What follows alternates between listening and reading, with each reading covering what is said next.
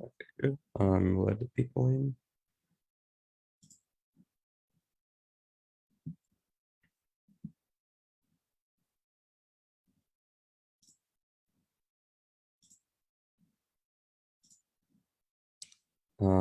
Okay, so hello everyone. We are starting the third and final day of the IX Congress of Macroeconomics, organized by the Student Scientific Society of Finance and Macroeconomics at the Warsaw School of Economics and the Institute of Economic and Social Studies. Today will be dedicated to macroeconomic modeling, as it is an immensely important part of any environmental or ecological economics research. We will have a pleasure to listen to two lectures on macroeconomic modeling, with the first one focusing more on the simulation methodologies and the second one presenting a macroeconometric model. So before I introduce our today's speaker, I would like to just quickly thank our patrons: the European Parliament, the Rector of the Warsaw School of Economics, the Marshal of the Mazowieckie Voivodeship, the National Center for Research and Development, the Polish Economic Society, the Polish Economic Institute, Student Scientific Society of Econometrics, Obserwator Finansowy, and Magiel for their patronage. I would also like to remind you about the contest for the best article that is being organized together with Obserwator Finansowy. More info can be found on our Facebook page. Now, without further ado, we will be starting the first lecture, Ecological Macroeconomics Modeling and Simulations. And I would like to introduce our today's speaker, Dr. Andrzej Ciepliński. Dr. Ciepliński is a postdoctoral researcher at the University of Pisa, Italy. His research interests include ecological macroeconomics, industrial relations, and labor economics. Over the past years in Pisa, he has been developing macro simulation models to understand policies capable to deliver a low carbon transition with social equity. Previously, during his PhD, he studied how technological change and job polarization affect wage inequality and how this impact is mediated by labor market institutions. So, Dr. Ciepliński, we are honored to have you here, and we are extremely excited that you have agreed to hold the lecture. So thank you once again, and the floor is yours.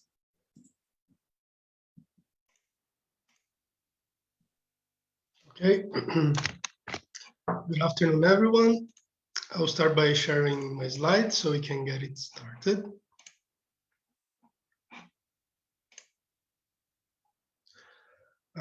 Okay, let me know if you can see it. I can see it, yes. Yeah, okay, so I'll put it in full screen and I probably won't see a lot of the chat from now on. Yeah, okay. So first of all, before we get started, I want to thank the organizers for the invitation. And, you know, particularly when you are a bit younger in academia in general, you do not get a lot of invitations. When you get one to deliver a lecture, it is very special. So I hope this will be useful for you. I'm sure will be very interesting for me to interact with you. So in general, this is not going to be a lecture about how to do simulations, because there are 1,000 ways to do it and a million different softwares or programming language you can use. But this will mostly be a lecture about what are, in my opinion, two very important building blocks to build an ecological macroeconomics model. And then we'll go through an example model just so you can get like the scale and the size and the level of complexity that goes into a model. So I've chosen, so yeah, this is basically the disclaimer. So this is an introduction to what I think are some of the main features in ecological macro. Ecological macro is something that I would say started to become a bit more popular since 2010. And it's an effort for people within ecological economics to build their own models that respect some of the features of the ecological economics literature. And in a way, it is also meant to be not directly an alternative to integrated assessment models, but a different approach to do integrated assessment models, I would say. They are not all computable general equilibrium models, as most of the most famous IMs that are used in IPCC nowadays are. Not all of them, but the vast majority of them. And so what we're going to do today is, first, I'm going to talk about two things that I think are important for you to bear in mind or to understand before starting a model of your own. They are not a necessary condition, but I think that knowing these things and taking them into account before even starting could help. And then we'll go through, so the main reference for those following for this lecture is this first text here by Professor Da Fermos and co-authors, a stock flow fund ecological macroeconomics model. And as you see, this is very aggregate. It's almost like a toy model, although it's not very small. But as far as full integrated assessment models go, it is as simple as it gets. And this is a simple model so I've expanded a little bit on the original. We'll have two sectors and for a global economy. And then I just added some other text that you can check afterwards. But these are mainly references if you want to go a bit more into ecological macroeconomics or ecological economics in general. So yeah, I've added one of mine just to have something of mine here, so you think there is a reason for which I am doing the lecture and not someone else. And in a way, it is the presentation of a model that we built a few years ago, and it's a bit more complex, but has more detail in terms of households, because as they said in the beginning, my main interest is to understand how ecological policies or environmental policies can affect income distribution, and so the next step, which is not done yet, is to understand how these distributional impacts could eventually create trouble, right? So maybe as we saw in France with the Gilets jaunes in the last few years, and how also stopping the increase of inequality within our countries could be very much a necessary step in order to make the ecological and low carbon transition actually possible. And then you have some others, so a lot of stuff on material flows, which is very important on ecological economics. So we don't just look at environmental impact in terms of emissions, although they are very, very important, but also material extraction and pollution and waste and so on and so forth. And then if you want to have something just about models, there's this kind of new article, where is it, 2020, which reviews most of the, I would say, newest or more used nowadays models in the ecological macroeconomics literature. So yeah, we took maybe a bit too long. So this is an outline of what we're going to see. First of all, we're going to spend some time on these two building blocks. The first being input-output.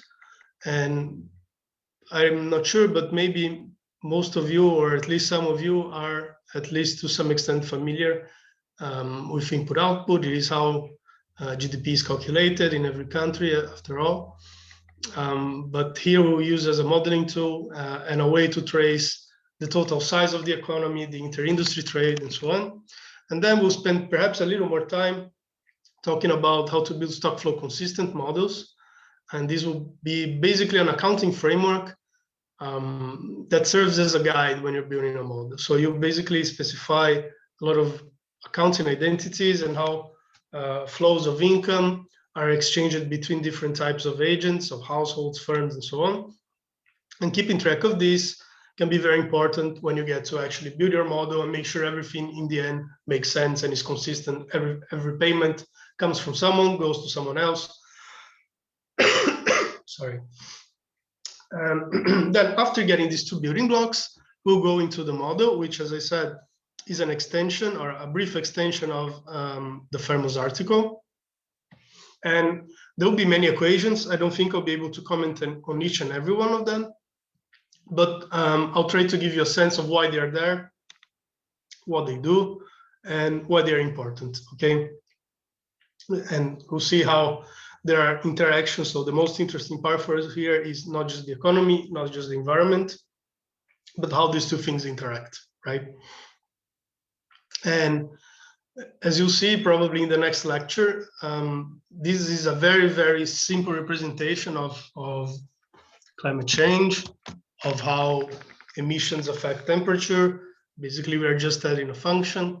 And in an actual model like this function would be backed by several articles that statistically verify how CO2 concentrations in the atmosphere affect global temperature or temperature in different regions of the world.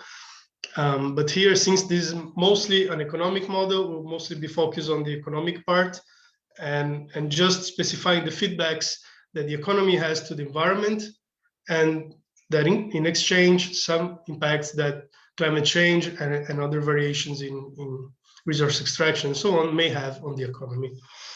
And then we have discussion and tips, and this will be mostly about how to model, how to build your own model, and I'll try to build with you a very, very simple system dynamics model, which is the kind of modeling and simulation that I use, just to show you that, it can be sometimes the first step might seem hard because you've never seen it or you've never tried, but I'll show you that at least in this kind of framework, the first step is actually very easy, and yeah, we'll get there. Then if we have time, I'll talk a little bit more about some tips on how to build a model or not, what to avoid, what to choose, depending on your research questions.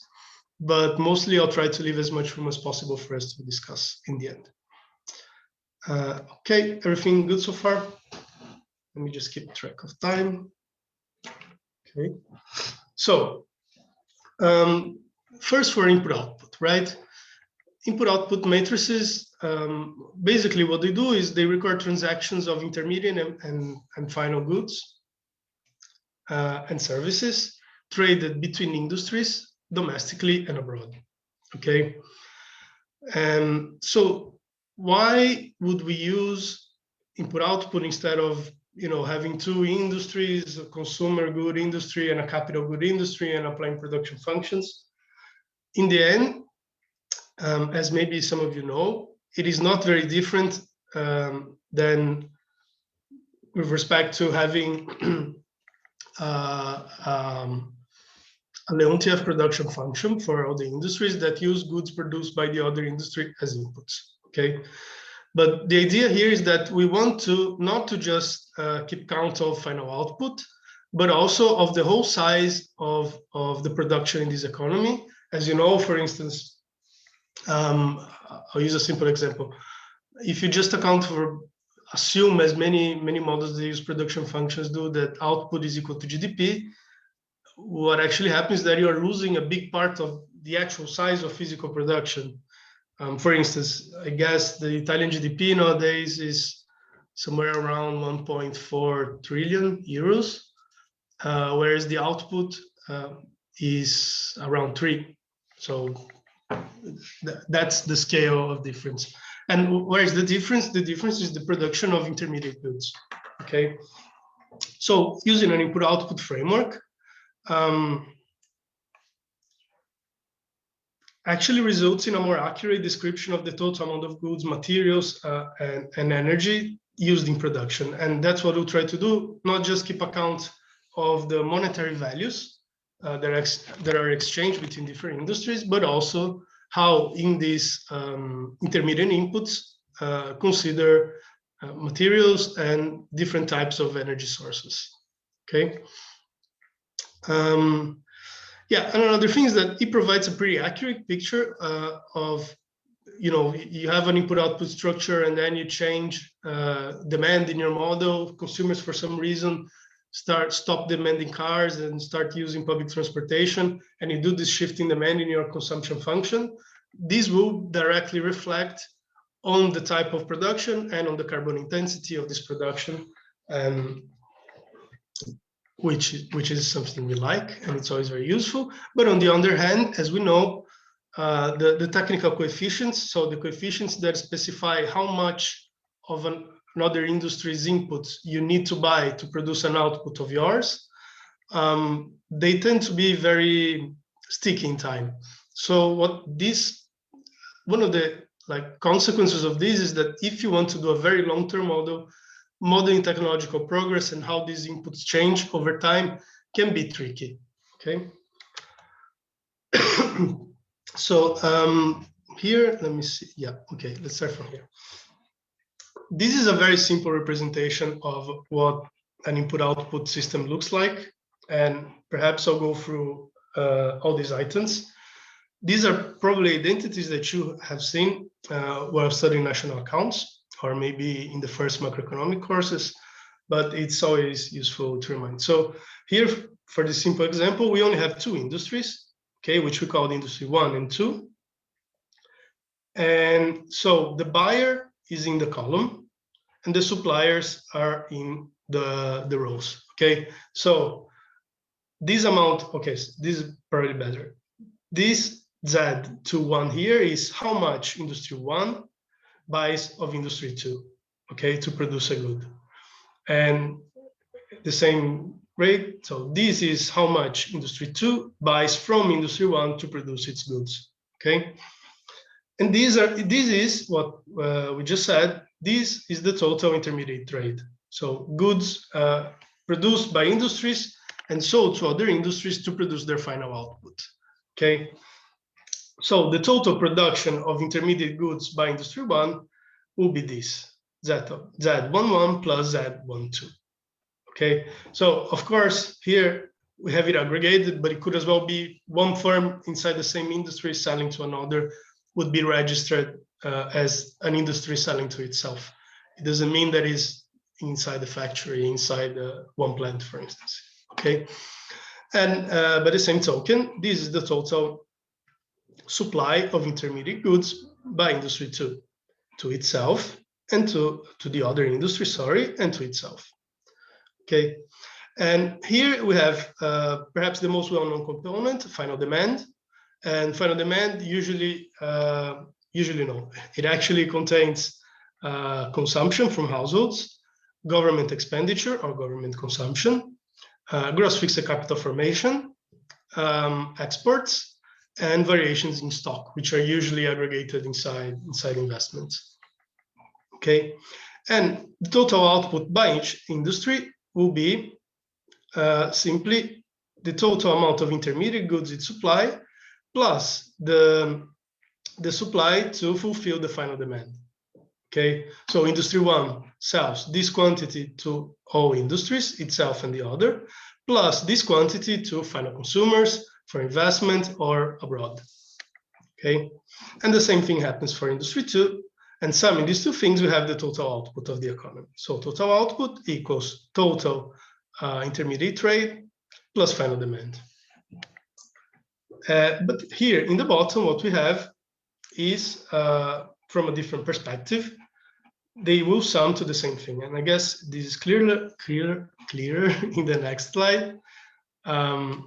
So yeah, as I said, here you have the outputs going on the rows, as we just saw, and the inputs going to the industry, which is the demander 1 and demander 2, the buy from this, right?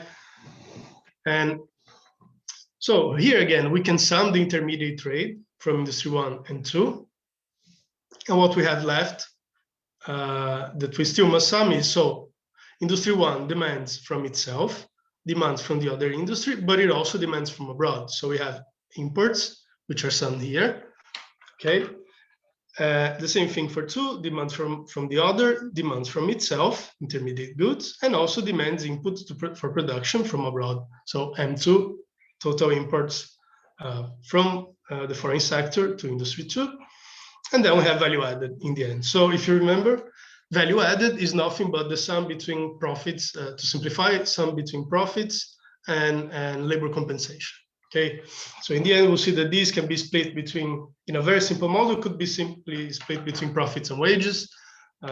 In actuality, it involves all labor compensation, so perhaps some taxes, and instead of profits, what we have here is gross operating surplus, which is pretty much profits. And I guess, so here again, what we saw is that output equals total production sold to all industries, intermediate, plus total production sold for final consumption and investment and exports, okay? However, we also have the identity on the other side. Total output will also be equal to the total intermediate goods produced plus imports plus value added. Okay, this is an identity and should always be the same. And this, as I said before, is the difference between, well, here we can see the difference between output and GDP. And as you know, there are different ways to calculate GDP. So here we have GDP equals final demand minus imports, right? So this is, to simplify, the same representation as you usually find in the textbook for a very simple Keynesian model. So this would be C plus I plus G plus X minus N, okay? So this would be GDP defined by the demand side. But GDP is also equal to the, so comes out, well, demand, but it's also equal to the total income produced in this economy, right? So simplifying, GDP will also be equal to value added, which equals the total income paid to workers in the form of wages and capitalists in the form of profits, or also workers that own equity and receive parts of profits as dividends, for instance. And here you have, from the production side, it's Y, total production. So Y minus Z minus M will give you the GDP as well. Okay. And yeah, so sorry, I have the other part. But this is how you read a matrix, right? But how do you translate this into a model? You cannot, so you have to produce a model that you have something that it looks like a production function that over time will shift. And every time you feed in new consumption or investment demand, will generate the output and the intermediate industry trade, right? You do not have the Zs all the time. So what you usually do is you build matrix A, which is the so-called technical coefficients matrix. And so what are the elements of this matrix? It's simply the division between the intermediate inputs that industry 1 sell to industry 1 divided by its output. Okay, so what is this? This is the total amount of supplies from industry 1 that are required to produce a unit of output, Y1, of the same industry, okay? And here, the same thing. What is this, well, what will be the meaning of these coefficients? Z12 over Y2. It's the amount of inputs that are required from industry 1 to produce 1 unit of output of industry 2. And we can sequentially build this for all the elements. And in this simplified case, it's a 2x2 matrix, but you can do it for as large as you get. So usually when you download the actual input-output matrix of a country it can be 34 by 34, 62 by 62. There are different levels of aggregation. But sometimes what we do is we assume that these coefficients are fixed, because as I told you, they do not tend to change a lot in time, unless you're doing something very long-term with your model, right? And this is how you obtain the Leontief inverse. So this is the identity matrix, the inverse of the identity matrix minus the Z matrix, okay? And so I actually have an Excel spreadsheet, which I'll send to the organizers, and that actually calculates everything from the Italian input-output matrix. And you can maybe download it afterwards and play with it and see how this actually works. But basically, once you construct this, so imagine this is a fixed matrix. Every time in your model, you can just multiply it by the final demand, which you get from a consumption function using marginal propensity to consume, for instance, or an investment function and exports. And it will give you the total output. And then if you multiply, after that, if you multiply again Y by L, you get the value of the intermediate inputs, okay? I guess this is the last part for input-output.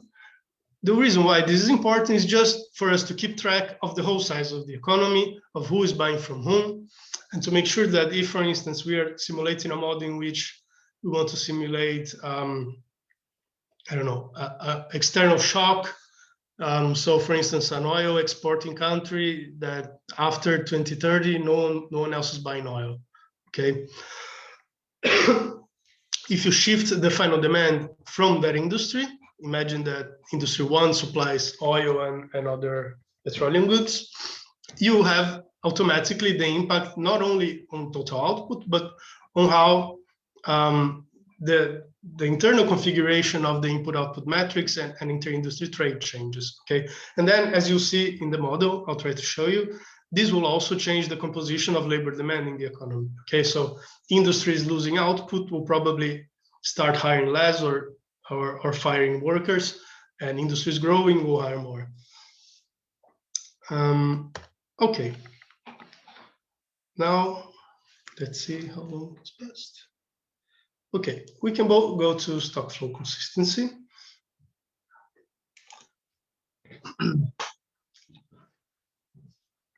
Let me get some water.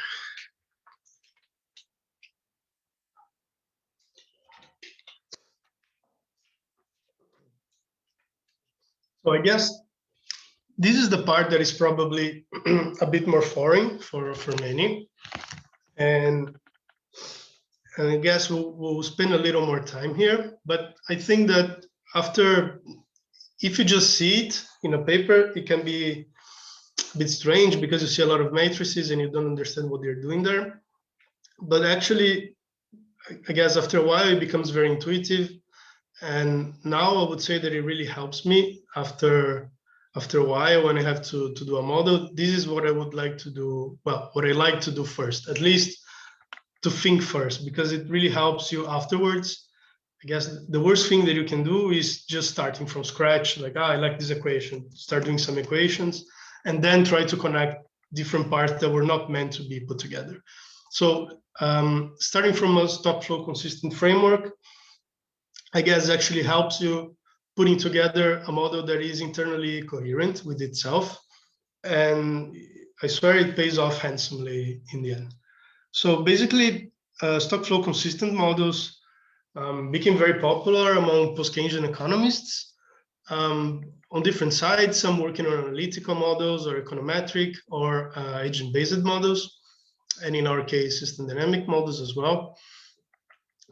These models usually rely on an accounting framework, and which specifies balance sheet and transaction matrices. There are two main types of matrices we'll see. And these matrices, what they do is they specify the transactions between different types of agents. So here I list households, firms, and banks, but it could be banks and central banks, it could be two different types of firms, several different types of households, and so on.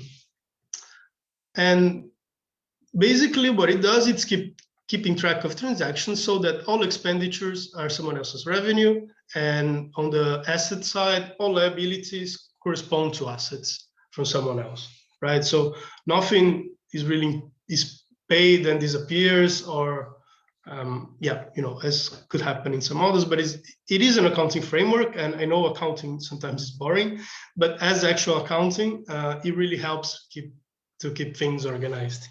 Okay, so as I said, we have two main types of matrices, the transaction and balance sheet matrices.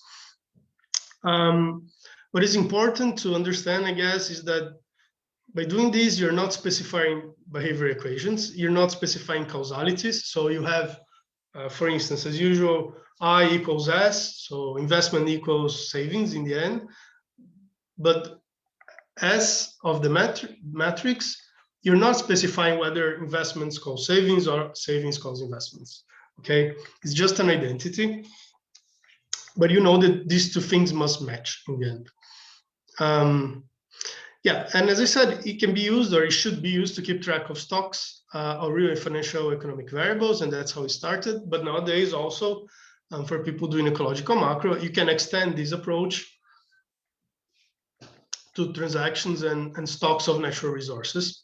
And ideally, what you would like is not just to keep track of things, but that the variation of these stocks to have a feedback on the real economy. So for instance, a very, very easy one, a very simple one for us nowadays, the variation in the stock of CO2 or greenhouse gases concentrated in the atmosphere has a feedback on the economy through a damage function that affects production or could affect labor productivity, for instance. But not only, for instance, a variation in the stock of capital of fixed capital will have a feedback on the economy if, for instance, your investment function depends on capacity utilization, right? You invest, you, an industry, for instance, invest in a period that increases GDP, increases demand in the first period. But then after this investment actually becomes fixed capital and productive capacity, this will reduce eventually your capacity utilization. And the reduction of the capacity utilization, meaning you have more spare capacity, will eventually lead to a decrease in your desired investment in the future, unless other external sources of demand are compensating for that. So, so that's it. Accounting framework does not specify behavior, equations, or causality. That will be your job as a modeler, but helps keep things organized. So what I'm going to show you now are some example matrices, and they are not exactly the same, but they are based on this article that you see here from Claudio dos Santos and Gennaro Zezzo, which I find very intuitive if you want to take a look. Okay, so let me just shift this. Okay, so this is an example of a transaction matrix. And what we see here are the agents we have, or the types of agents here in aggregate. So you have the households, then the firms, which have a current and a capital account, banks and government, okay?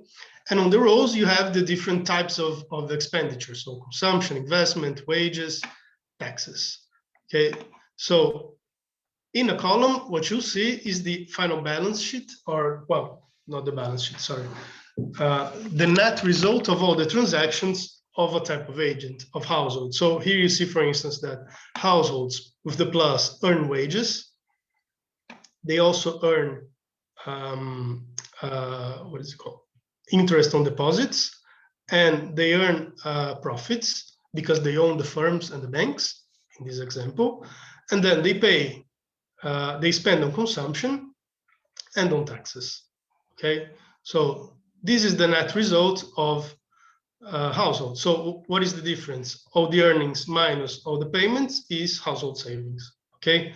And the same thing goes for everyone. So government, which is perhaps a bit simpler, it earns taxes and it spends on government consumption directly to firms, and also spends on interest on its bonds, okay? So the result of this would be the government deficit, okay, or surplus.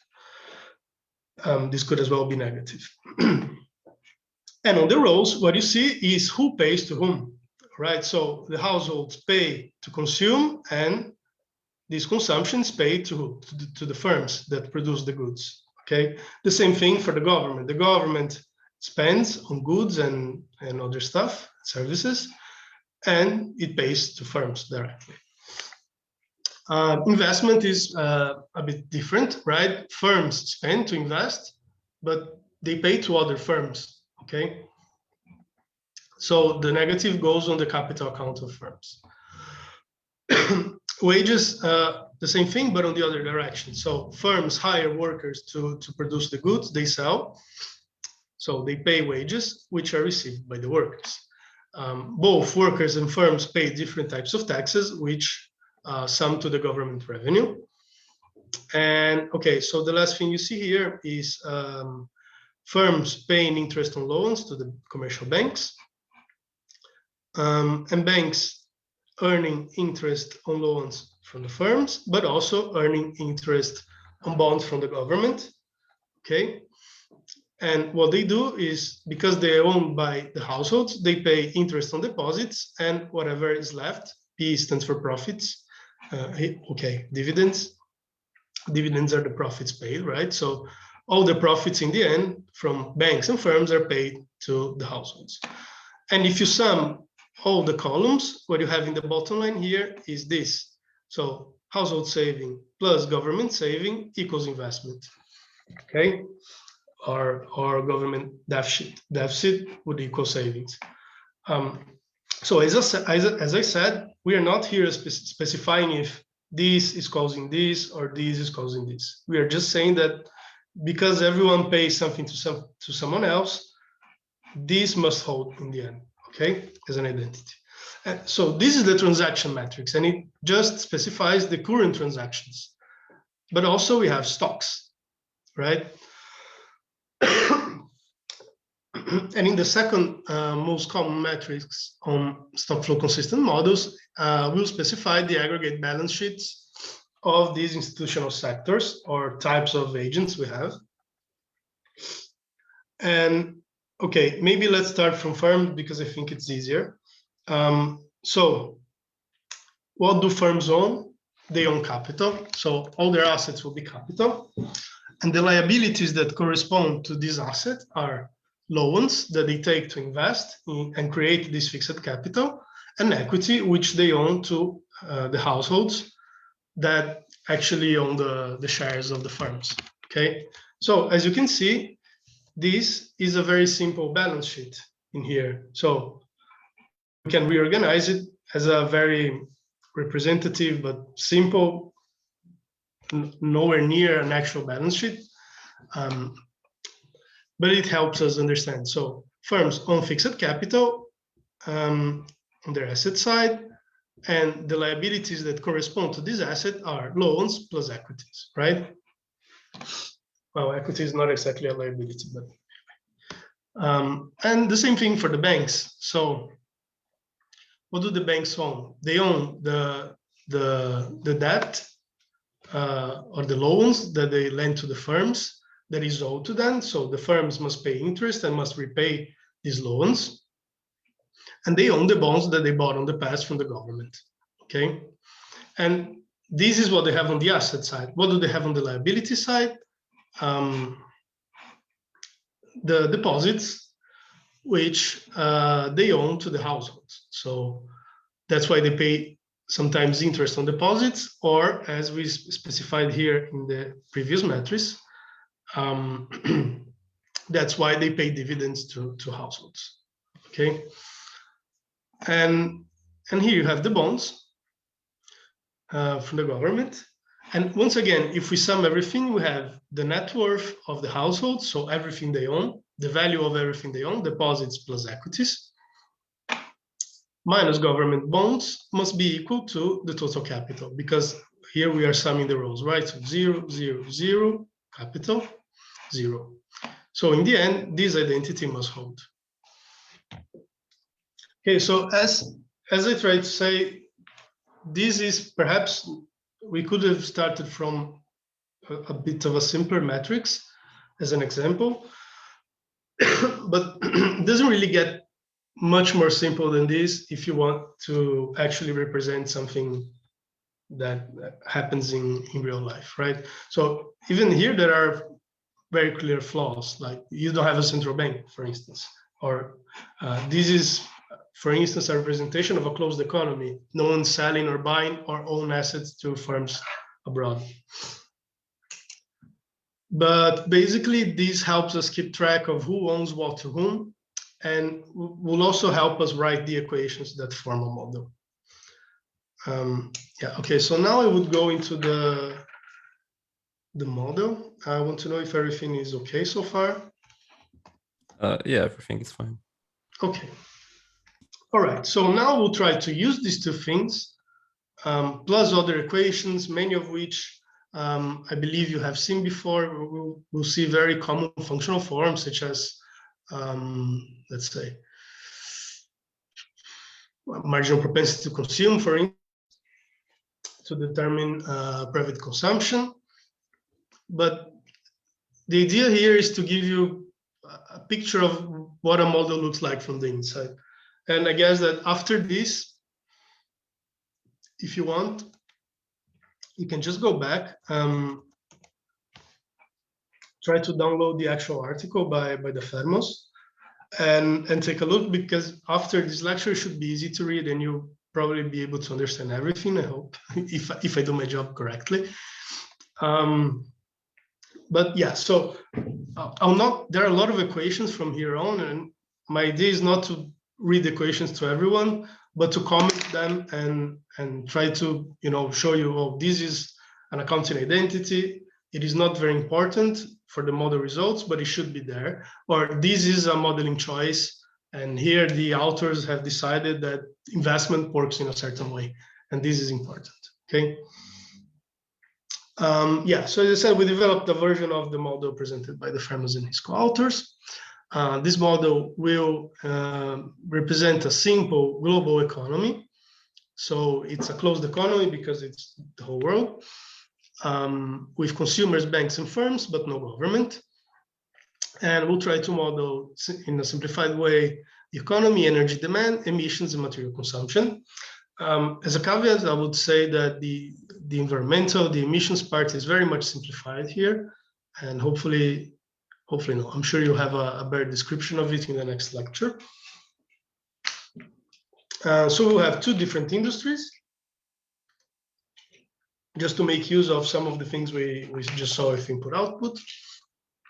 An homogeneous type of household, two different energy sources, which I've called renewable energy source and non-renewable, and only commercial banks. And as I said, we'll focus on the difference between constraints, identities, and behavior equations. And also on how the stocks that we just said feedback between the economy environment and the economy. Okay, so let's try to get started. Okay, so we'll start from production. And as you can see right away, hopefully it's very similar to what we saw in the input-output, right? So the final demand here is simply determined by consumption and investments, right? Because we don't have a government. And the final demand will be the main factor to determine total output, YI. So Y stands for one of the two industries here. And this equation here is exactly what we saw on how to obtain the output from the Leontief inverse. So imagine we have fixed technical coefficients from the input-output technical coefficient matrix. Identity minus the technical coefficients, the inverse of identity minus the technical coefficients matrix multiplied by final demand will give you the total output. Okay, but the thing that we're doing differently here is that we are constraining the total output by its maximum supply, okay, or potential output. Not potential understood as normal or as an objective, but potential the maximum possible, and we'll see how it is calculated. And as we said before, we can retrieve the amount of intermediate goods bought and sold from one industry to the other, simply multiplying the A matrix by the total input-output, by the total output obtained from the previous equations. And another way to represent the total final demand, okay, as we saw, which will be basically equal to the GDP here, because we're not considering tax and subsidies. So the total final demand will have to be equal to the total value added between the two industries, which in the end must be equal to the sum of wages and profits in the two industries, okay? So these are basically the three ways to define GDP. What about the maximum output?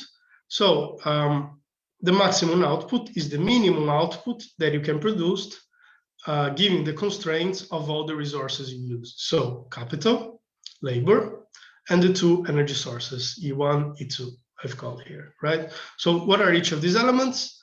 YK is a fixed proportion of capital, of output, of capital that you need to produce an amount of output, right? So if you have 100, let's be very abstract here, 100 of fixed capital, whatever unit of fixed capital is, that's a very old problem. You can produce 300 output, okay? So with 100, your maximum YK will be 300. And if none of the others are lower, this will be the limit for your production. I will go on and specify limits related to each and every type of input demanded.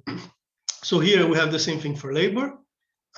We have labor productivity plus the number of hours of work multiplied by the number of workers that you can hire. Okay, so if there is a limit here and it's lower than the other, your actual constraint will be on labor.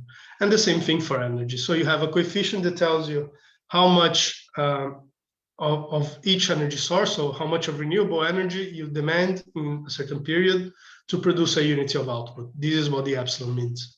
Okay, if you're not able to get enough of this energy, for instance, I don't know, because you cannot import enough gas, or the price is too high as it's going up nowadays, this might be an actual constraint in your product. So basically, this is a demand-led system with a maximum supply. Okay.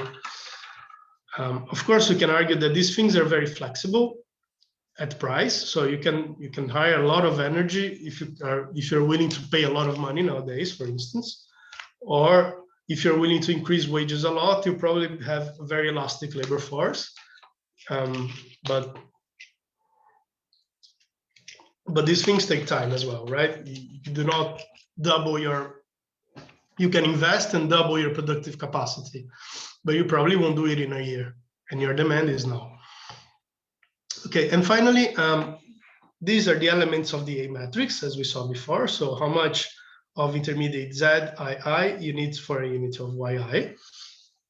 And this will be important later on. This is the capacity utilization, right? So how much you're actually selling in output over the maximum output that you're able to produce with your current fixed capital.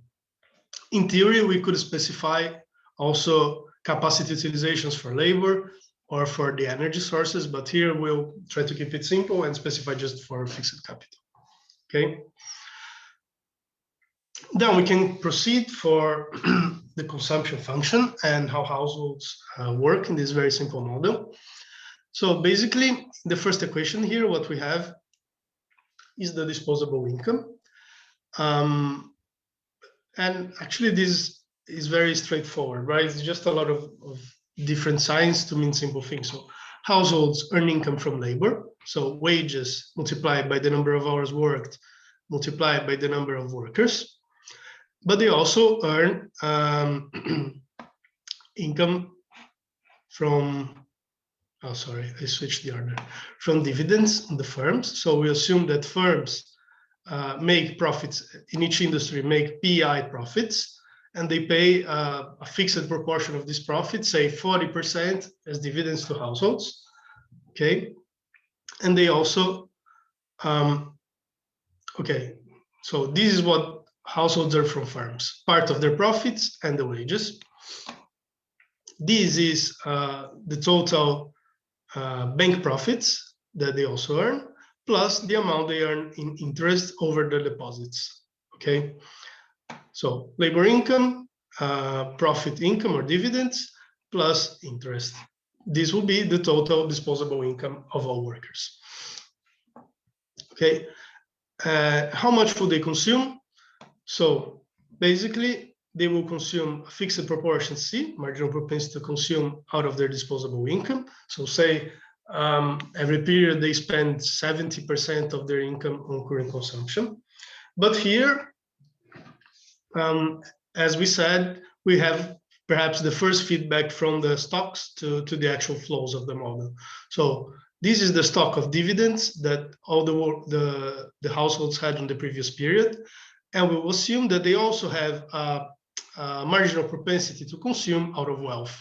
Okay, so if they have a shock, for instance, and lose a lot of income, they will consume less. Or if in a more complex model, there is, I don't know, they earn equities and the value of these equities of firms increase a lot, we will assume that part of this increase in their wealth will pass through and become more consumption. Okay, usual assumption is that the marginal consumption out of wealth is much smaller than out of income. So if this is somewhere between 60 and 80% of income, this would be maybe 3 or 4%.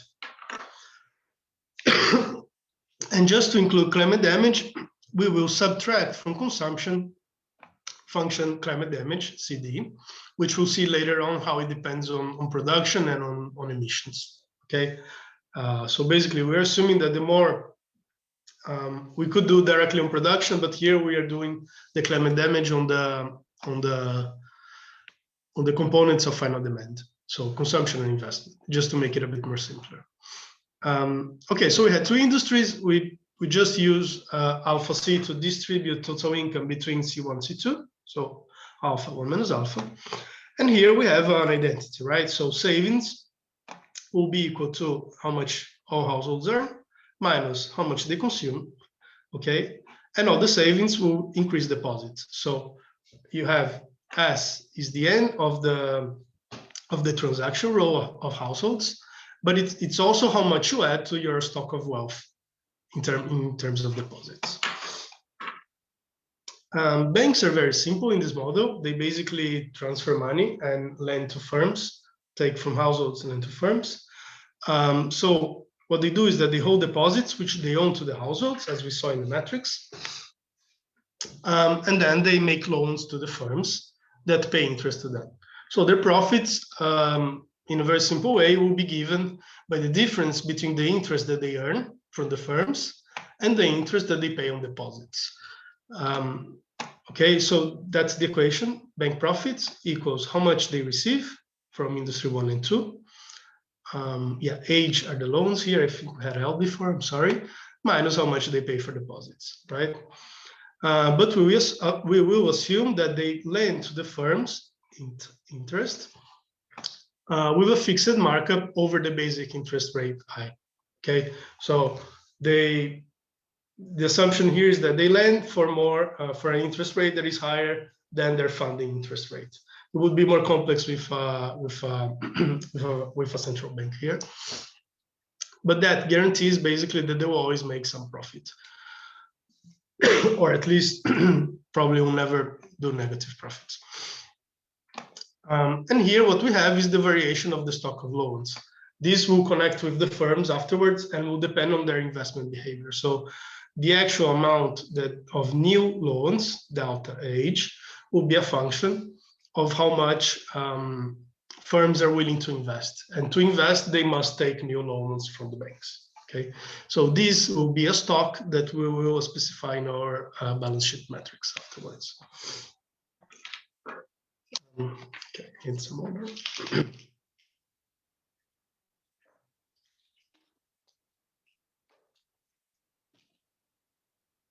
Okay, and now we get to the industries and their investment behavior, which is perhaps the most important part of the role here. So we first can start from an identity. So industries value added, VA, is the difference between the output and intermediate inputs, okay, which is also the value of the final demand they have to supply,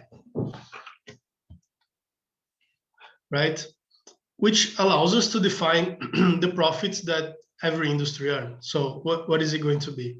Imagine we can start from this equation, right? What are the profits? Total amount produced minus the amount of goods bought for production, so intermediate goods, minus the amount that firms pay in wages, so wages by number of hours fixed by number of workers hired, minus the amount of interest that they pay to the commercial banks, right? So this is their outstanding loans from the previous period, and they will pay an interest of, I don't know, yeah, as we saw, I, the basic interest rate plus a markup on that stock. So basically, all the revenue minus all the costs gives you the profits, right? Just to simplify, we are assuming a fixed parameter D, which just splits total profits in dividends. So D fixed multiplied by PI is how much firms pay to households as dividends, and RP stands for retained profits. Okay, so what is left, firms will retain and use for investment. The expansion of fixed capital, very simple, right? Capital of the previous period multiplied by 1 minus depreciation rate plus investment. And we'll see in the next slide how investment is determined.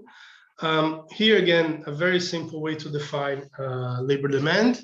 So this is basically a consequence of assuming a fixed coefficient production function from the input output. So we are basically assuming that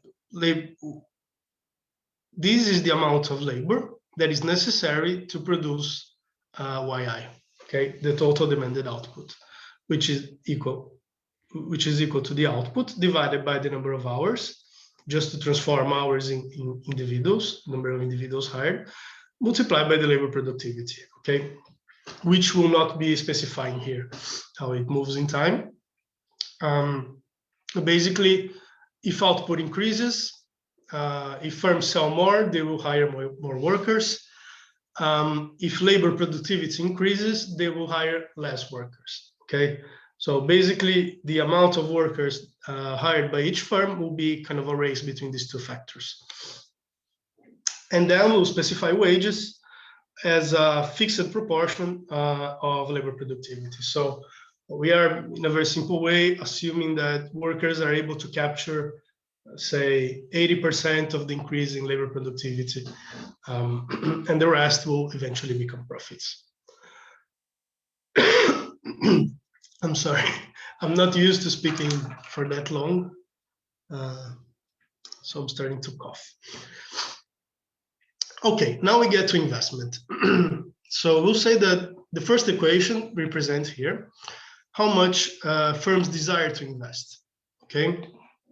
And this will be a function of, we already talked about it, capital utilization, plus depreciation. And as consumption, we will assume that it's negatively affected by climate damage, okay? So more temperature reduces or means you have to do more investment to achieve the same level of production that you would otherwise, okay? So, okay, simple, we have a fixed parameter here, but then we have alpha 1, which is positive. So if I am closer to my maximum capacity utilization, if I'm closing to, if I am achieving as the higher capacity at which I'm able to produce as a firm, I will invest more so that I can supply this capacity in the future. And I also invest to compensate for depreciation and use of machines and buildings and so on in the present, okay? But this is how much I desire to invest. This is not how much I am able to invest.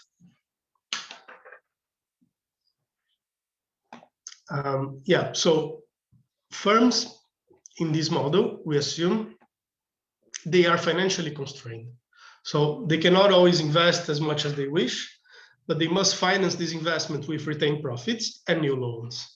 Okay, so we have retained profits that we saw before here as a fixed proportion of their total profits of the past period, and new loans. Okay, how much can I finance of new loans? We will assume for this model, I think it's a fairly normal assumption in post-Keynesian economics, but I guess in general, if you go to a bank and ask what they look at before lending money to a firm, they will also answer that they look at their leverage and several other stuff, of course.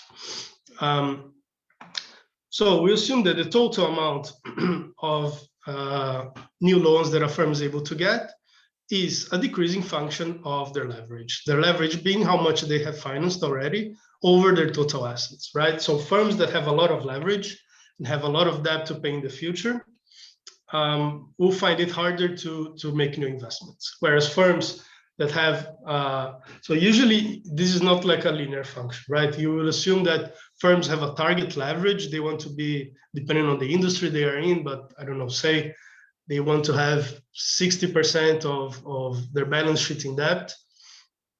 And if banks agree that this is a healthy proportion, they probably will finance as much as the firm asks, considered everything else in the real world.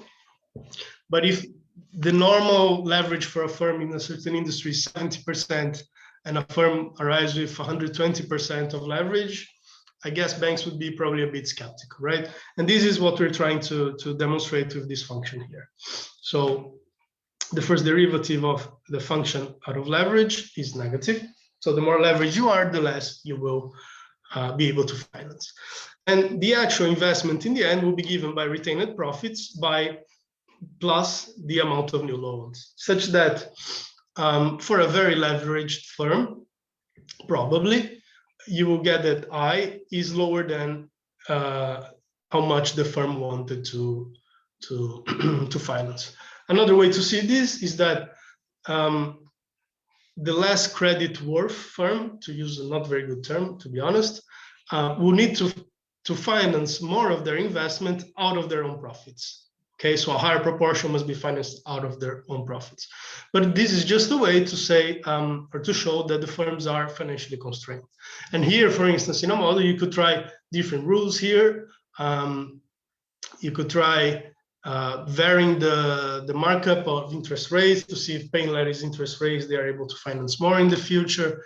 And you could try several stuff.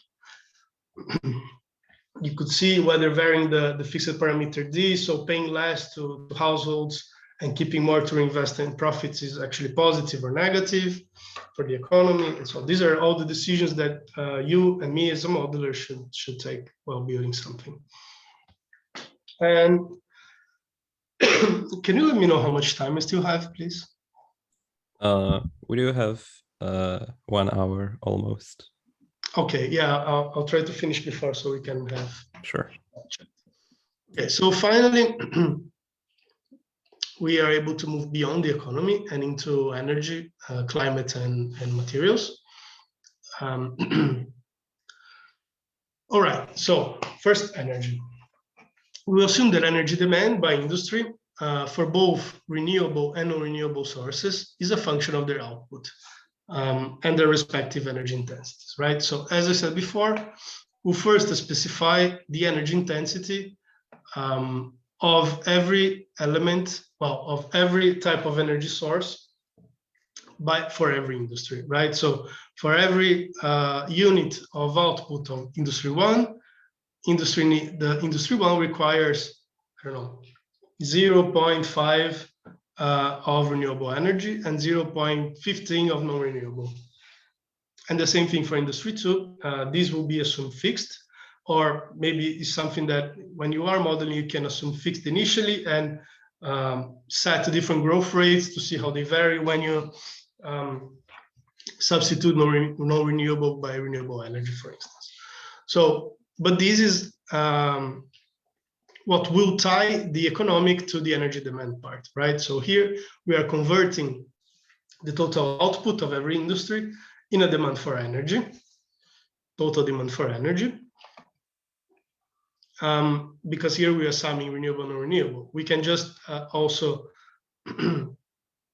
sum by industry instead of summing by E. And this will give you the total demand for renewable energy by industry 1 and 2, okay? So we are summing these two elements multiplied by the Y, or the total demand of non-renewable energy, okay? And these two things together should sum to the same and the total demand for energy. The only thing we will assume here is that the difference between renewable and non-renewable is that the stock of non-renewable energy is finite, okay? So every time you demand more non-renewable energy, you subtract from the total stock that was left from the previous period. And then we organize these in the form of materials and energy transaction and balance sheet metrics as well. Yeah, okay, so we went from total output, well, actually from final demand to total output, from total output to energy demand. And now, how do we get from that to emissions? So this is really as simple as it gets, but it's important to show some things that I guess a model must have, but in an actual, like accurate climate model, this will be more complex by scales of magnitude. Basically, the first thing we'll do is that we'll consider total carbon dioxide emissions, or maybe total greenhouse gas emissions in CO2 equivalents. for every industry as a function of their use of or demand of non-renewable energy. Okay, so these are emissions from production, CO2y, determined as a theta function of the total amount of non-renewable energy used. So here you can see immediately that if you had an hypothesis or some projection that tells you that industry 1 or 2 or both in the next 20 years will increase will switch their demand from 80% of their non-renewables demand will become renewables, you can see how this will directly decrease emissions in this model, right?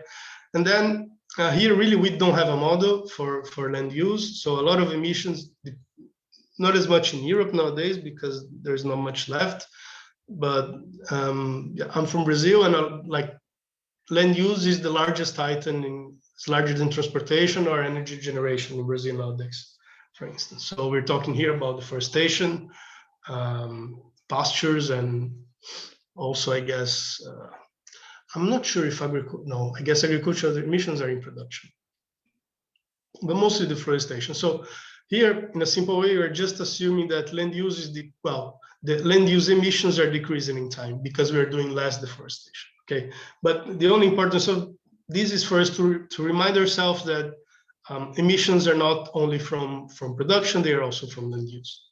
Okay, so total emissions from production plus from land use, but this is how much we emit every year. This is not how much stays in the atmosphere, right? So CO2 concentration in the atmosphere is what actually increases temperature. But as we know, not all of the emissions remain in the atmosphere. So you have the concentration at time t equals to the concentration in the previous period, plus a fraction of total emissions in the current period, right? So what is this parameter phi that multiplies CO2? These are carbon sinks, right? So we know that a surprisingly large, at least for me when I found out, proportion of total emissions are reabsorbed by either vegetation or oceans and other carbon sinks. But I guess these are the two largest ones. So this is how much we'll add. So this is how much we'll add to the concentration every year. Of course, there is a decay, but we know it takes thousands of years, so we are neglecting it here. And finally, we are assuming that temperature is a function G of the atmospheric concentration. So we have thousands of models that estimate these values and can tell you. So you probably have seen RCPs, which are concentration.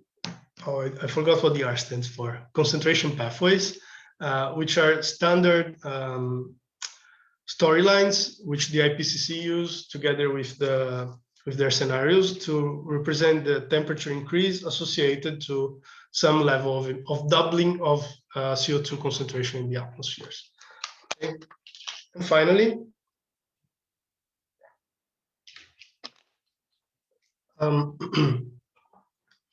we are just assuming that climate damage is a function of temperature, right? Just to keep things very simple. Guys, give me a minute. I'll just open a window because it's getting a bit hot in here.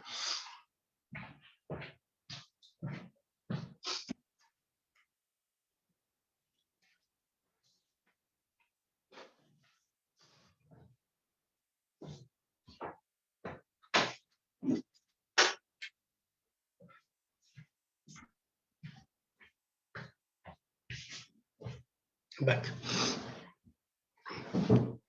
Right, so as you remember, this climate damage function feeds back into our consumption and investment functions. Oftentimes, it goes directly into production, right? So if you have this as a 1 minus climate damage multiplying production, it is to some extent equivalent to assuming that at higher temperatures, you need, how can we say this? Yeah, so you need more inputs to make the same amount of product, okay? Or it is costlier to produce, so the unity cost of production increases due to climate. And there are a million reasons why this could be, right? It could be due to direct destruction of fixed capital. If you think about extreme weather events or floods in the future, but it could also be due to decreased labor productivity due to high temperatures, or because you need to, I don't know, climatize more places after global warming, during global warming as it gets worse. It's very much real already. And finally, let's take a look at materials waste and recycling. So once again, we are tying the total amount of materials used in production to the total output, YI, which has been probably our key variable so far.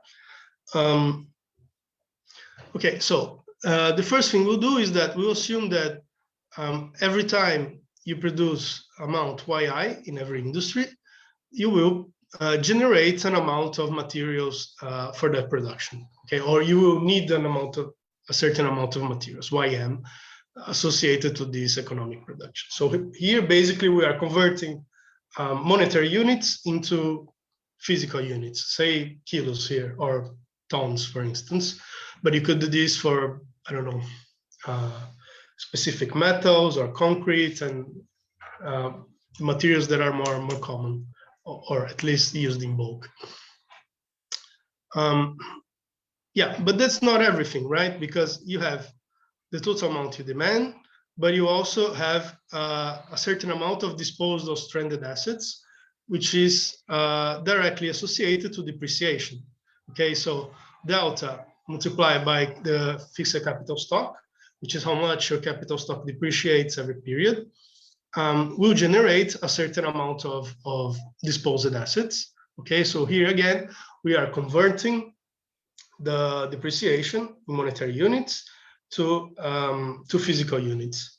Okay, however, not all of these will be lost as waste, but part of it we are assuming can be recycled. Okay, so a fixed proportion of the disposed assets will be able to be recycled, such that the total materials used can be given by this equation. Okay, we're just substituting these three equations in here to generate M. Oh, sorry. And here we have the evolution of two stocks. Okay, so the first is the economic stock, which is a way to represent the total amount of materials that have been taken from the biosphere and added to as an economic stock. It could be buildings, roads, existing machines, or whatever. So the current amount of economic stock is equal to its past period value plus the amount that you add every period minus the amount that you dispose. Okay. And the total amount of material available in the world for it to be used is equal to its previous period. So imagine you start from, I don't know, everything you had, but it's being reduced every period as you add to the economic stock, all right, considering recycling. And that's for materials, right? But also we have to consider the mass of non-renewable energy. How do we do this? We can retrieve the mass of non-renewable energy from the CO2 emissions. Okay, it could be done the other way around, but I guess we have more measures nowadays for emissions than we have for tons or kilos of materials. But you know how much coal, for instance, you need to emit a ton of CO2, right? So this is what this coefficient represents. It converts CO2 emissions from a certain material into its mass. Of course, in a detailed model, you would have one of these for every type of energy source. Okay, here we have just one equation to simplify things. And then this again is an identity. The difference between total emissions and the weight of the non-renewable energy used to generate these emissions is in the chemical reaction, so it's oxygen. And just to finish, we have waste finally, okay, which will be equal to the total amount of materials, M plus M for non-renewable, M like concrete and stuff, plus non-renewable energy, plus the amount of CO2, minus the amount of oxygen, minus CO2, minus what goes into the economic stock. Because what goes into the economic stock is not waste, but eventually it probably will become waste after depreciation. Okay, and here, if you work out this equation, it can be it is shown that it can be equal to the disposed assets minus the recycled ones. And yeah, so this is just something to put things in perspective, because at least for me, like before I started working on ecological economics, material use is something I did not think about very often, whereas we're always talking about emissions, greenhouse gas, CO2, and so on, methane and whatever. But this is an estimate, of course, it must be an estimate of the global human-made mass of materials.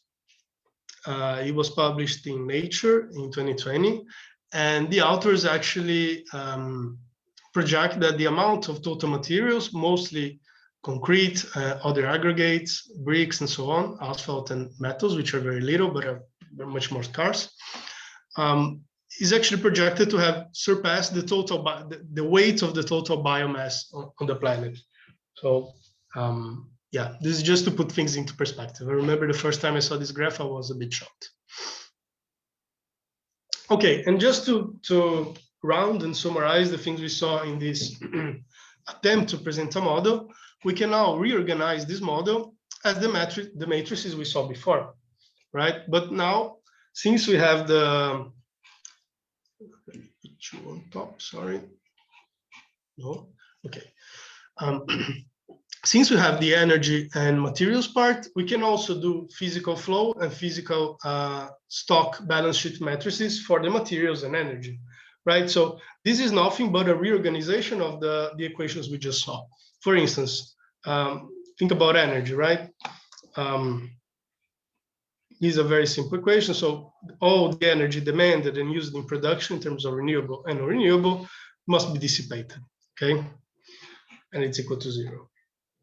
And here, all the materials, so all the materials you demand for production, plus all the materials you demand in the form of non-renewable energy sources, plus all the CO2, again, all the oxygen that goes into the chemical process associated to the non-renewables for emissions, minus the total amount of emissions and waste, okay, will be equal to the variation in the economic stock. Okay, and here again, we see some of the equations that we saw already, right? So what happens to the stock of materials? You have the initial, you subtract how much you added to the economic, to total production, part of which will become the economic stock. And you have the current amount of total materials available for the future, right? So you see that the more you use, the less you have. So in other models, for instance, if you have the stock of, say, lithium, right, which is very important for batteries and other stuff nowadays, you could tie the price of electric vehicles to the size of the still available stock of lithium in the future. And you could do that for other metals and so on. The same thing goes for non-renewable. So you have a previous stock of non-renewable energy, and in a more detailed model, it could be the previous stock of gas or of discovered reserves of oil and so on. You have how much you have used in this period associated to your economic production. And this is your current stock of non-renewable energy. And once again, probably you could associate the size of this stock to the cost of some energy goods. Here is the equation for CO2 in the atmosphere, which you saw how much you had in the previous period, total emission in this period, including land use is here as well, minus carbon sinks, that transfers to the biosphere, current concentration, which will then add to temperature and climate damage, and the same thing for stocks, for economic stock. And yeah, let's skip to this one. We can do the same thing for the economic part. So here, it's kind of similar to the previous one. So you have households consume, pay to firms, firms invest, pay to other firms, firms pay wages that go to households, households earn part of the profits in forms of dividend and total profits of the banks, okay? And if you sum everything up, you get the transaction flow metrics just as before.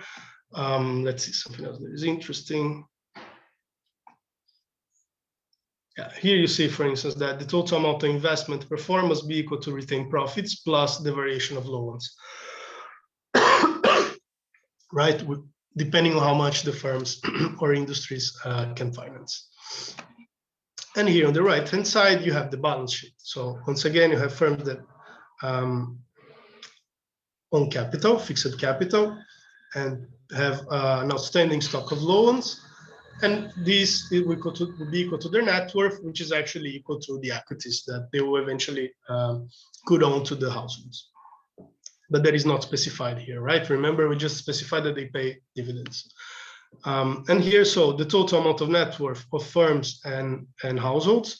So if we had equities here, we would just transfer like minus equities on this side to plus equities on this side. So the total net worth of households would have to be equal to the total assets on this economy, which is given by firms. Okay, so right now I would have a simple model to do in a simulation software if you want to follow. But I want to ask the organizers if they want to take a break or maybe do a few questions before. I think we could go for the simulation model first, and then I just encourage the audience to think of any questions that they might have and ask them after the example. Okay, yeah, then I have some extra stuff, but the rest is real extra, so I guess we're better off discussing. Okay, so this will be very, very simple. I will do this model, which is multiplier accelerator. So you have a multiplier in consumption and some version of an accelerator, very, very old investment theory, but still quite useful for investment. But this is just to show you how, it can be simple to do a simulation model. Of course, this is very simple, but just to show you how to do it, or, a first step. If you want to try it yourself or try something else, I'll be using a software called Vensim, which is what I use for my models. And I actually use a professional version, which is unfortunately not open source, but they have this PLE version for students, which is free. And you can access and download through this link. And everything I'll be doing today and much more you can do with the free version. The only thing it lacks a few things, but the most important is that it lacks arrays if you want to do some linear algebra with different industries and so on. Okay, so just to review what we're going to do, we'll say the GDP is a function of consumption plus investment plus government, and we'll assume that government expenditure is fixed. Consumption is, again, marginal propensity to consume multiplied by income of the previous period. And investment will be a function of the variation in consumption. So the assumption here is that if consumption is growing, if we saw an increase in consumption, then firms will want to invest more to supply this consumption in the future. Okay, so I'll stop sharing my screen. And I will share the software. Okay, can you see it? Yes, we can. All right, so this is like the blank screen of the software. And basically what you do is, to start, is you click here, so variable, for instance, and it will allow you to create a variable. Let's call the first variable output, okay? And it just creates an object, which is now empty, and you can pull forward as you want. And let's make another. We know that output depends on consumption.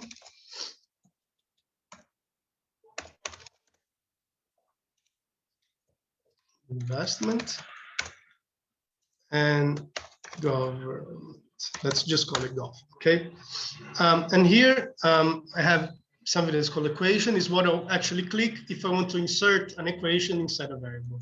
So as I click, you see it turns black because it's telling me that these are all empty, right? So if I click on output, consumption, sorry, it will tell me that the name of the variable is consumption. It is now constant because there is nothing inside. You can specify the units. And then here you can do whatever you want. You can sum one, you can tell it's constant equals to 100, right? That's, let me reduce this. That's what we're doing. So let's start by connecting these variables. We have arrows here, and the arrows allows us to connect. So I'll say that output will depend on consumption, also on investment, and on government. Okay. So if I now open output, you see that here on the bottom right side, it tells me the variables that are already connected.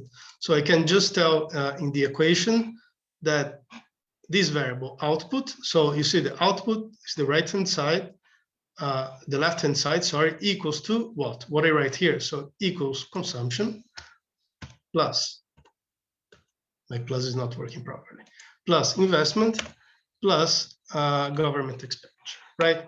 So I click check syntax and it tells me, okay, equation, okay, it works. And also here, for instance, I can specify min. So it will give me a warning if this variable is below 0, which it shouldn't be. If you have a variable that you know that should be bounded, have an upper bound, a lower bound, you can specify this and it helps you track what is wrong in the model afterwards. And here we have a series of predefined functions. We'll see a few in a minute. Okay, so what else do we need? We need a marginal propensity to consume, right, for a consumption function. Sorry, variable again, and create marginal propensity to consume.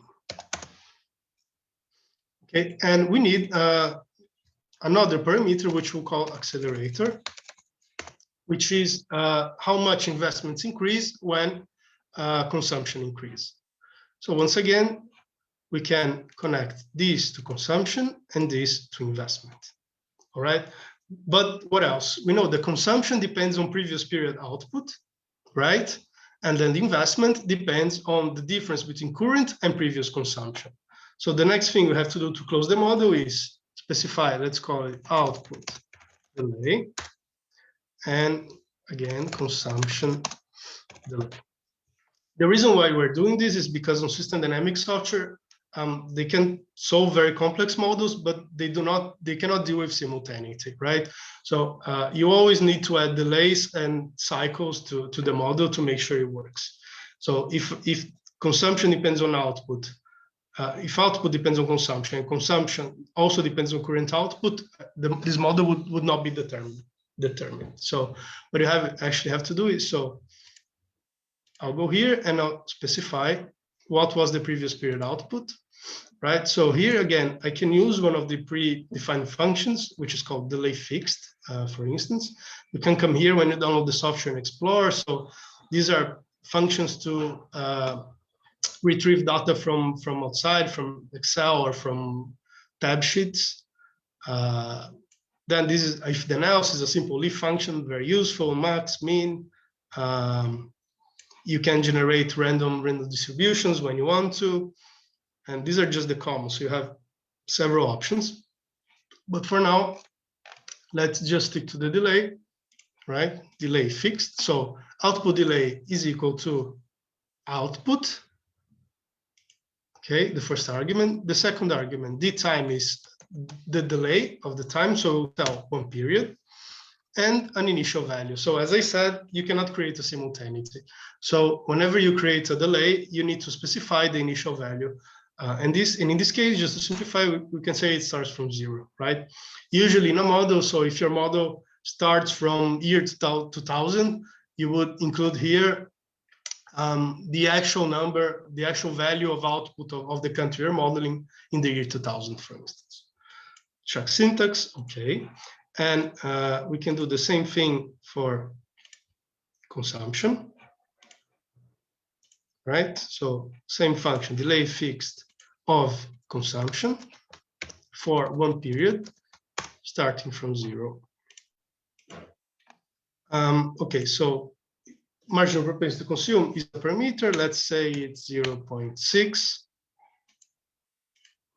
The accelerator is also another fixed parameter. Let's say it's 0.7. Maybe it's too high. We'll vary this later and see what happens. And now we know that we're assuming that past period output is equal to disposable income. So consumption is the marginal propensity multiplied by the output delay. And okay, so government we said would be exogenous. Let's just say it's 100 for now. And finally, investment is a function of the variation between current and past consumption, right? So it's the accelerator parameter multiplied by this difference. Consumption here minus itself in the previous period. Okay, so it looks ugly. We can rearrange maybe. If you want to be super careful, you can make the arrows look better and whatever. But one of the things you want to do, ideally, before doing the equations as we did, is to understand how these things have feedbacks to each other, right? So, for instance, I can see that here we have a cycle. Okay, so this increases, if this increases, this keeps increasing. So I could, for instance, come here and look clockwise. This is not a function. This is just like a note I'm adding. So this is just to remind myself that I have a positive feedback loop here, right? So one thing increases the other. But here as well, right? So if consumption increases, it will lead me to increase investment, which will increase output even more, which will then do another positive cycle. Let's just this. So ideally, if you understand before how many reinforcing or rebalancing cycles you have in your model, it will help you probably understand where there could be problems. So if you have a lot of things that just grow in a repetitive cycle, probably this model is going to, explode. So here, for instance, you have 2 loops, which tells you how many loops there are. So basically, it's telling me that there are 2 loops in this very simple model that we just did. The first goes from investment to output delay to consumption, right? Which is what we just saw: output, investment, output delay, consumption. And the other, there are 3, sorry.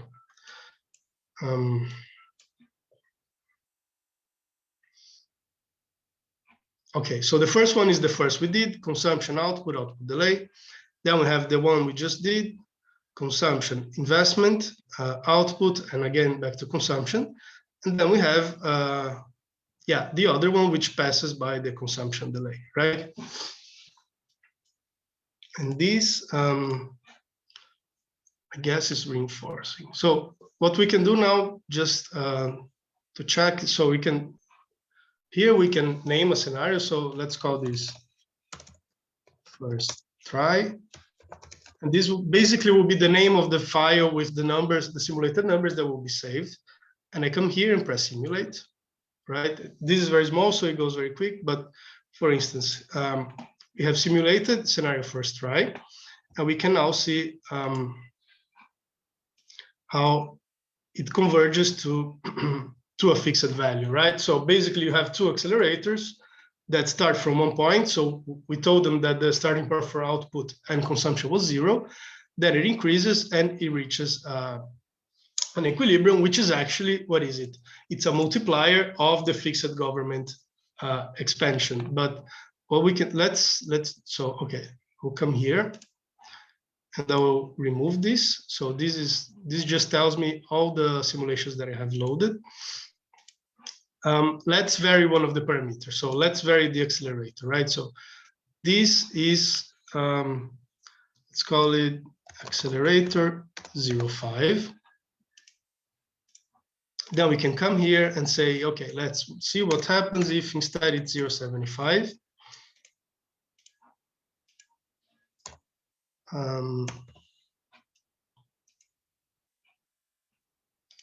Okay. And then just out of curiosity, let's see what happens when it gets to 1. So accelerator 1, another name, we simulate again. So if I come back here on control panel, now I see that I have 3 scenarios loaded, right? So the first one with the 0.5 accelerator, then 0.75, they keep changing, and then 0, then 1. And now if I click on output again, I can click on graph, and I see the difference between, in this model, I guess, yeah, let me do something. So if I come here on model, I can specify settings. I guess this is just a simple example. So 100 periods is perhaps too long. Let's do just 25. Okay. Stop telling, okay, here it is. No, show me, oh, I have to do again. I won't do it again. So let's just increase this. And what we can see here, I'm sorry because it's way too long for the part we are interested in, is that the higher the accelerator, the more the more time it takes to converge, right? So oscillations in the in the economy will lead to higher swings before it reaches convergence. And probably, actually, if we do this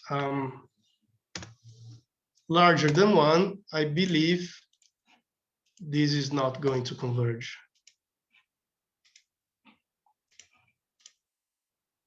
Yeah, I mean, it is converging, but in a cycle much larger. And just that now, because we did after I changed the number of periods, is only going until 25. Okay, or you can also, I don't know, I want to see investment and consumption and output together, right? No, this doesn't help. Let's just see for the latest. So I left only the last simulation. I can come here and it's showing me the behavior of the 3 variables. But here it is normalizing them so that they look, so they fit better in the graph. You see that these are the scale for all the 3.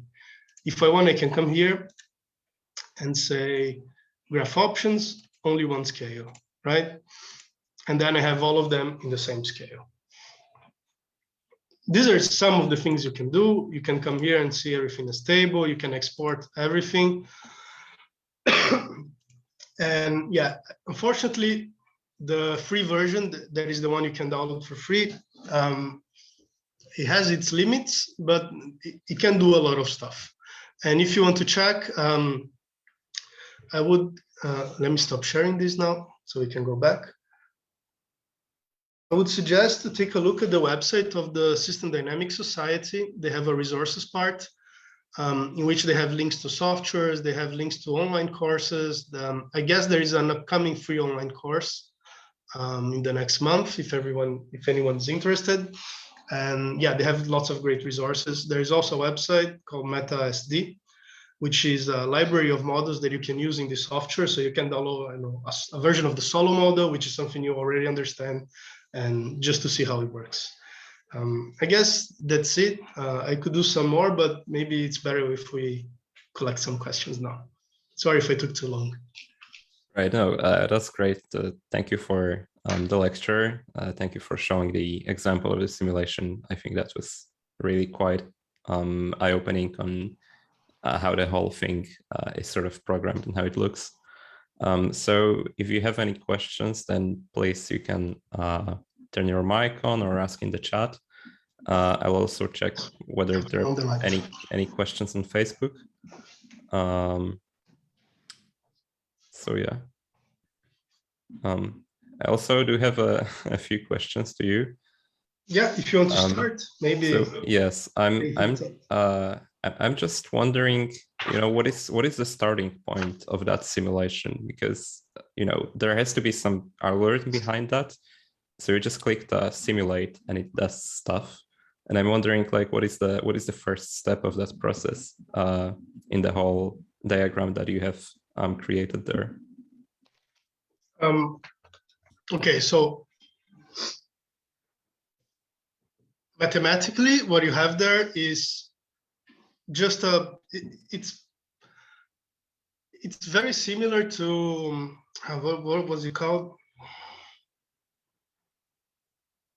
The guy of growth models before everyone. Sorry, which models? I've read 1,000 articles and I forget. It's okay. So in that model, if you had just the multiplier of consumption and the accelerator, the model would be unstable. So the thing that anchors everything that there is having the fixed government consumption. Okay, it could be fixed, it could be an exogenous trend growing, but basically what you're doing is a wave that goes around a fixed point.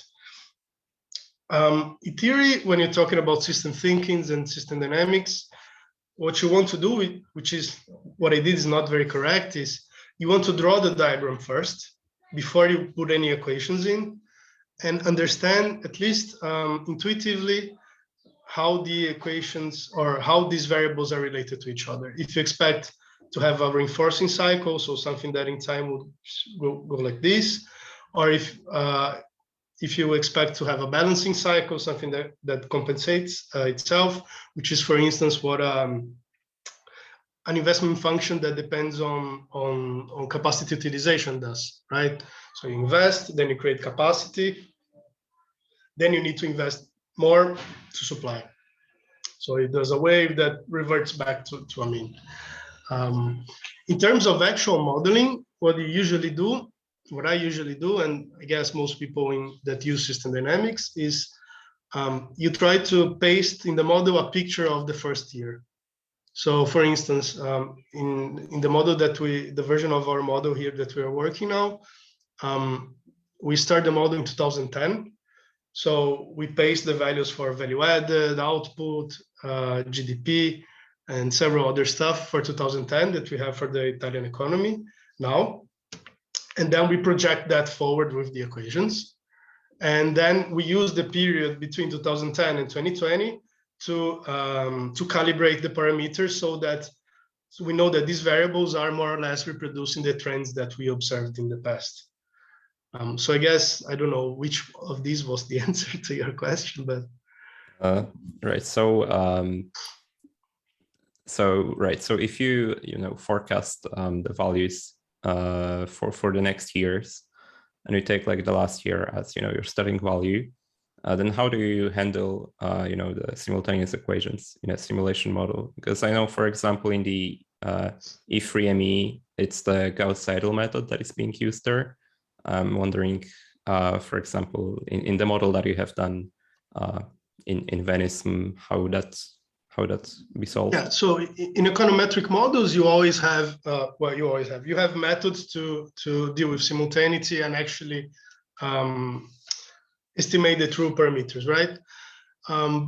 In any system dynamics software, you don't. What you have is that you cannot have simultaneity by definition. That's why we add the delays. Actually, by definition, if you have a simultaneous equation, it doesn't run. So if you want, let me show you. I'll put it back on.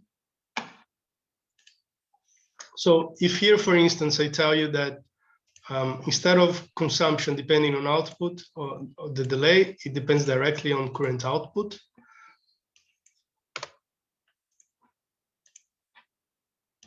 So this is just a warning that I have an equation connected, a variable connected that I'm not using anymore.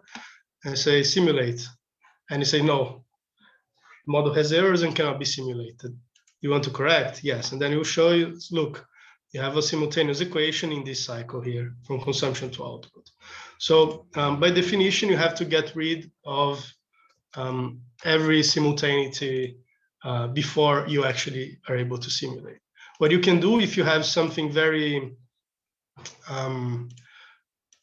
that you really don't want to have a year delay is, for instance, I go to settings, right? Come on, okay. So here I'm telling that the time step is 1, but actually, as a rule of thumb, I want to have a time step that it's at least 1/4 of the actual time. So what this is doing is I'm telling the program that for every actual year period, for instance, let's pretend this is a year, I want the software to integrate 4 times between that period, right? So this will increase precision. I guess if we resimulate that, what's happening? I don't know what's happening. Thank you. think it's I know it's completely frozen. Okay, so let me just maybe. But what you could do is instead of adding a whole year of delay, you can do a shorter delay. So instead of being an actual year in what you're trying to represent, you're using like a quarter, for instance. So it will reduce the difference of convert. Basically, will increase the velocity of conversion of your variable. Right. So what would you say are the advantages of simulation models over econometric models? I really don't see it as an advantage. I think it's complementarity. So for instance, I do econometrics as well, not big integrated econometric models as the one you're about to see in a few minutes. But many of the equations or of the specific parameters in our model are informed by either econometric studies that other people did or stuff that we do when we don't find. And then like actually calibrating parameters to fit the data is our last resort, is what to apply to the actual degrees of freedom that are left. So I would say that, you know, some stuff you cannot always do econometrically. For instance, I want to try something that I believe is nonlinear and that have interaction. So I want to try 10 policies at the same time. And I don't know exactly how I would deal with this econometrically, but here I can do one by one, all the combinations of them until I get to all of the 10 together. So for instance, the last study that we're doing, we actually ran our current model with 100 free parameters, randomly varying. And then we try to identify exposed using some random forest models to see what are the combinations that actually are able to reduce emissions and inequality at the same time. So this is the kind of stuff that I'm able to do with these models and quite quickly. One of the advantages of system dynamics, perhaps it's not as cool as agent-based models, but they are much faster. And sometimes it's also easier to trace back the effects to where they come from. So it's a bit less, it's still a black box if you don't understand the model, but I guess it's a bit less of a black box. Sure. Thanks a lot for the answer. And I'm just wondering, for more complicated models, to what extent do you incorporate the insights from, for example, the models that climatologists use into those economic models? So what is the sophistication of the modeling of the climate and the different feedback loops within it? Yeah, that again depends on your objectives, right? So for instance, in the models that we do here in PISA, we actually don't include much because we are mostly interested in income inequality. So basically all of the focus of the complexity of the model is shifted to having as many different types of agents as we can, having males and females on the labor market and try to simulate a wage gap and try to understand what could close that. Different sources of income, different taxes that we can play with to see what happens. And then we try to simulate environmental policies, a bit of as if. So as if the actual Italian goal would be reached for 2030 of growing renewables, or adding the carbon tax that we would expect for the period, what would be the effect on income distribution? But it changes a lot. So for instance, as I was telling you before, I am working as part of a Horizon 2020 project, which is called Locomotion. If you want to take a look, the idea is that we'll have a full system dynamics integrated assessment model. And then we have the whole energy system model, and everything's modeled on its own with all the proper feedbacks, including energy curtailments, intermittency, which are very complex in a world level. But the models vary. For instance, there are some integrated assessment models that have no economy. They have exogenous projections of GDP growth and maybe some impact from a climate damage function. And I don't think there is an actual answer to your question. The answer is a model will always be incomplete. And I guess you should focus as much of its complexity. Increasing the complexity must serve a purpose. Whether the purpose is understanding, I don't know, biodiversity loss or something else, that's where your effort should go. And you should understand whether simplifying things on the other end would create a problem. So if you want, I can give an example. For instance, in a model imagine a model that has an aggregate sector only for electricity generation, right?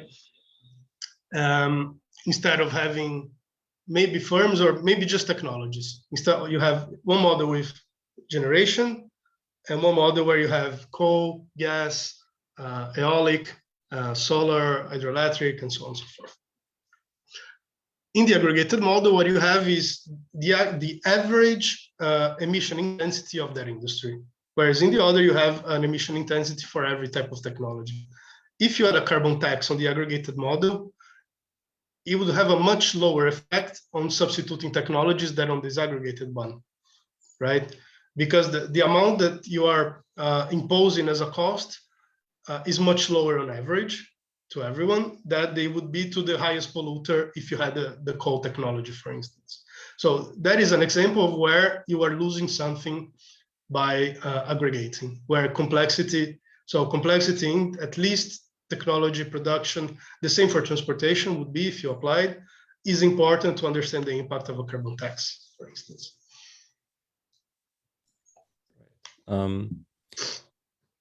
We have a question here from the chat. What do you think about Nordhaus dice model? Do you agree with the whole critique that is around them? I'm not a specialist in dice, and I know there are several different versions of dice nowadays. You have rice, which is the regional dice. But a bit by trade, I am not a fan of, or at least I do not subscribe to that. It's basically a growth model with climate attached to it. So it's not really my favorite approach to growth itself or to how to model the economy. But being around people that study climate seriously, I think that even the assumption that the optimal result could be warming 3 degrees is a bit off.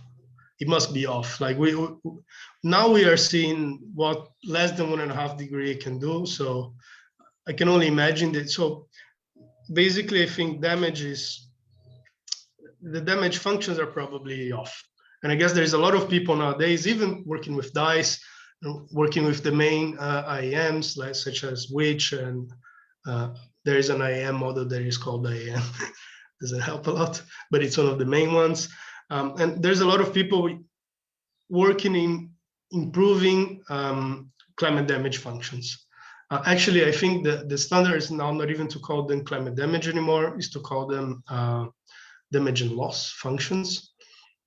Because these initial functions, even if you estimate from the past, it's hard to extrapolate how the impact will be in the future. So if anything, my greatest critique to DICE would be that I guess the climate damage function should be updated, and then we'll be able to see if the model actually responds.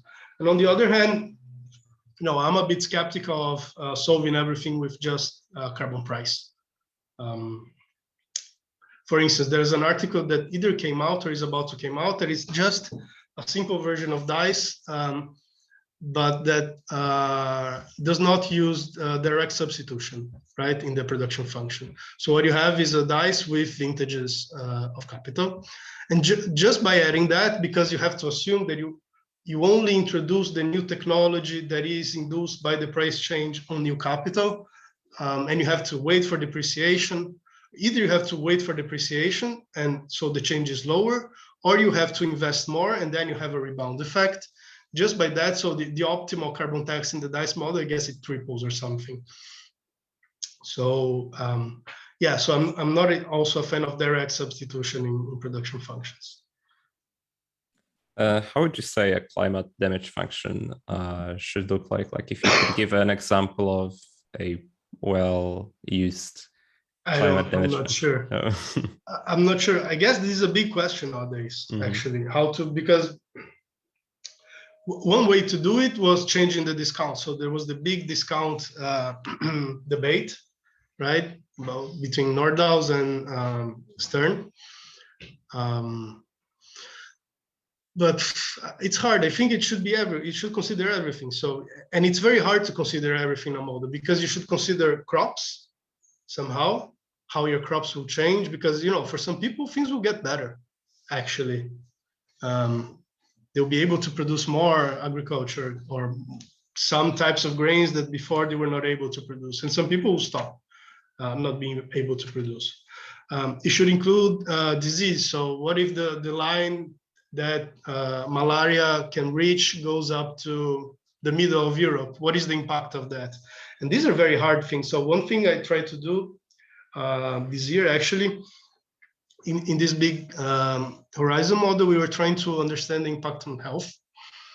And it was amazingly hard to understand anything, if only because, so in the end, we decided not to connect to the model, but just to create an indicator, because you have, I don't know, for instance, you have deaths that are, or risk of death that is associated to diets, okay, which is something that could be affected by climate change. But then the actual cause of death is heart disease. And it's literally impossible to disentangle everything, but labor productivity should be considered. Heating and cooling, demand in households should be considered. I don't know whether you can substitute solid cooking fuel. Like I found out, I feel now very ignorant for not knowing before, but about 5 million people a year die of diseases related to cooking inside of their houses with solid fuel. Not cooking, also heating. And it's a lot. And maybe some of these will decrease in the case of heating. I don't know, I'm not sure. So these are just examples of the things that should be considered, I think.